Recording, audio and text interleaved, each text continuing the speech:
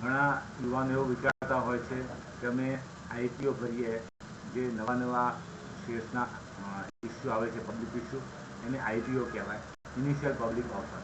તો એ ભરીને સારો ફાયદો થાય.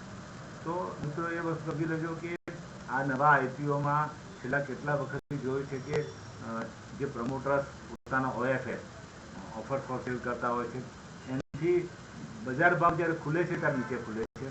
અને બીજું એક એવું પણ ચાલી રહ્યું છે કે આપણે અનલિસ્ટેડ શેર ખરીદવાના, જેના પબ્લિક ઇસ્યુ આવવાના છે એ શેર્સ પહેલાં લઈને ખરીદી લેવાના, જેથી જ્યારે એ ઇસ્યુ આવે ત્યારે આપણને બહુ મોટો ફાયદો થાય. તો આ પણ નથી બન્યું, કારણ કે આપણે એચડીબી ફાઇનાન્શિયલમાં જોયું કે આથી 3-4 વર્ષ પહેલાં એના જે અનલિસ્ટેડ શેર્સનું કામ કરવા હતા તે 1500-1600માં વેચાતા હતા અને લોકોએ એ ભાવે લીધા પણ હતા 1100-1200, જ્યારે અત્યારે એનું લિસ્ટિંગ અરાઉન્ડ 800ની આસપાસ થયું.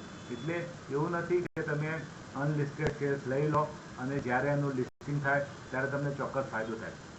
થઈ પણ શકે છે અને ન પણ થઈ શકે. તો આ વસ્તુ ધ્યાનમાં રાખવી કે તમે અનલિસ્ટેડ શેર્સ લેશો તો તમારા માટે જોખમ એ રહેશે કે એ કંપની કદાચ પબ્લિક ઇસ્યુ આવતા 5-10 વર્ષ પર નીકળી જાય. મને 1991-92ની વાત છે કે ત્યારે પ્રમોટર્સ કોટાના શેર્સનું એટલું બધું ચાલતું હતું કે આ કંપનીનો પબ્લિક ઇસ્યુ આવવાનો છે, આ ભાવે પ્રમોટર્સ તમને આ ભાવે શેર આપે છે. અને કેટલા બધા, મને યાદ છે ત્યાં સુધી 40-50 કંપનીઓ એવી હતી કે જેના 10 રૂપિયાના શેરના લોકોએ 50-60 રૂપિયા આપેલા અને પછી આજની તારીખમાં આ 25-30 વર્ષ જતા રહ્યા, હજુ સુધી એના પબ્લિક ઇસ્યુ આવ્યા નથી. એટલે મિત્રો ધ્યાન રાખજો કે અનલિસ્ટેડ શેર્સમાં એટલું બધું જોખમ હોય છે કે જો એ કંપની તમારું લિસ્ટિંગ નહીં કરાવે તો તમારા પૈસા ટોટલી બ્લોક થશે અને એને લેવાવાળું કોઈ નીકળે.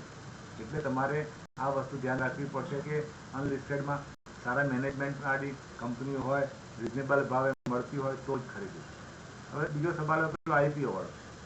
તો આઈપીઓમાં બી જોઈ રહ્યા છે, આઈપીઓમાં ઘણી બધી કંપનીઓ લિસ્ટિંગ થાય છે, પછી એના ભાવ એટલા બધા નીચે આવી જાય છે કે ઇન્વેસ્ટરને જે ગણતરી હોય કે હું આજે આઈપીઓ લાગે અને 2 દિવસ 4 દિવસમાં મને 10-15% છૂટી જાય, એવું નથી બનતું.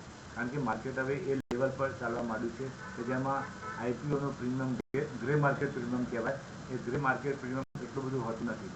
એટલે આ બંને વસ્તુ એવી છે કે તમારા લક પર ડિપેન્ડ છે અને તમે કેવો નિર્ણય લો છો. માત્ર ગ્રે માર્કેટનું પ્રીમિયમ જોઈ અને ફોર્મ ભરવાની સલાહ હોતી નથી. Thank you.